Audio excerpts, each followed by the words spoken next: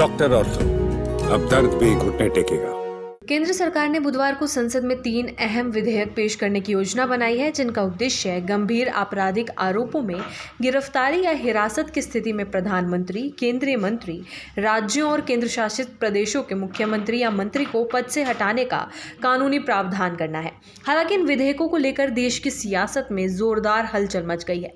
विपक्ष ने इन विधेयकों को मनमाना, असंवैधानिक और संघीय ढांचे पर हमला करार दिया है। केंद्र सरकार की ओर से पेश किए जा रहे 3 विधेयक हैं: केंद्र शासित प्रदेश सरकार संशोधन विधेयक 2025, संविधान 130वां संशोधन विधेयक 2025 और जम्मू कश्मीर पुनर्गठन संशोधन विधेयक 2025। इन विधेयकों के माध्यम से सरकार ये प्रावधान करना चाहती है कि किसी भी जनप्रतिनिधि के खिलाफ गंभीर आपराधिक आरोप तय होने और गिरफ्तारी के बाद उन्हें तत्काल उनके पद से हटाया जा सके। गृह मंत्री अमित शाह ने लोकसभा में इन तीनों विधेयकों को पेश करने के साथ साथ इन्हें संसद की एक संयुक्त समिति को भेजने का भी प्रस्ताव रखा है। ये समिति विधेयकों की बारीकी से समीक्षा करेगी और जरूरी सुझावों के साथ अपनी रिपोर्ट देगी। इस बीच विपक्ष ने इन विधेयकों पर तीखी प्रतिक्रिया दी है। कांग्रेस, तृणमूल कांग्रेस और अन्य विपक्षी दलों ने आरोप लगाया है कि ये विधेयक दरअसल विपक्षी सरकारों को गिराने का एक नया तरीका है। विपक्ष का दावा है कि केंद्र सरकार उन राज्यों में जहां वो चुनावी रूप से हार चुकी है या जहां विपक्ष की सरकारें हैं, वहां के मुख्यमंत्रियों को केंद्रीय एजेंसियों के माध्यम से निशाना बना रही है। कांग्रेस के वरिष्ठ नेता और प्रवक्ता अभिषेक मनु सिंघवी ने इन विधेयकों को लोकतंत्र पर हमला करार देते हुए कहा, ये किस तरह का दुष्चक्र है। अब गिरफ्तारी को लेकर किसी दिशा निर्देश की भी आवश्यकता नहीं रही।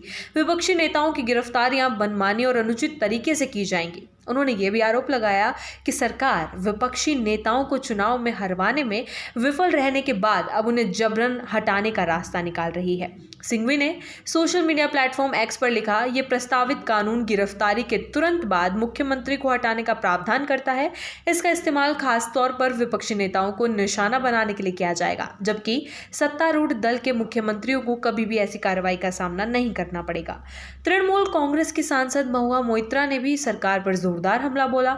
उन्होंने कहा कि महज 240 सांसदों वाली बीजेपी संविधान बदल रही है। नया विधेयक संघीय ढांचे और न्यायपालिका दोनों को दरकिनार करता है।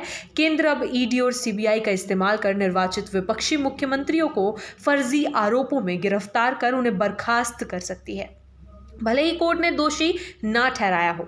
वहीं लोकसभा में कांग्रेस के उपनेता गौरव गोगोई ने इन विधेयकों को राहुल गांधी की वोट अधिकार यात्रा से ध्यान भटकाने की साजिश बताया।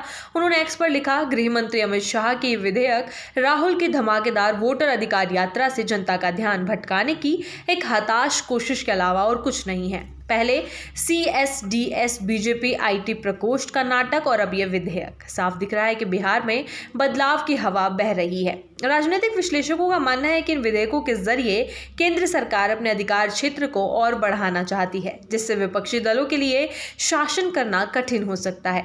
वहीं सरकार की ओर से तर्क दिया जा रहा है कि लोकतंत्र की शुचिता बनाए रखने के लिए आवश्यक है कि गंभीर आरोपों में फंसे जनप्रतिनिधियों को पद पर बने रहने की अनुमति ना दी जाए। हालांकि सवाल ये भी उठ रहा है कि ये तय कौन करेगा कि आरोप गंभीर है या नहीं। क्या महज गिरफ्तारी ही किसी मुख्यमंत्री या मंत्री को हटाने के लिए पर्याप्त आधार होगी, और क्या ये न्यायपालिका की भूमिका को कमजोर नहीं करता। डॉक्टर ऑर्थो, अब दर्द भी घुटने टेकेगा।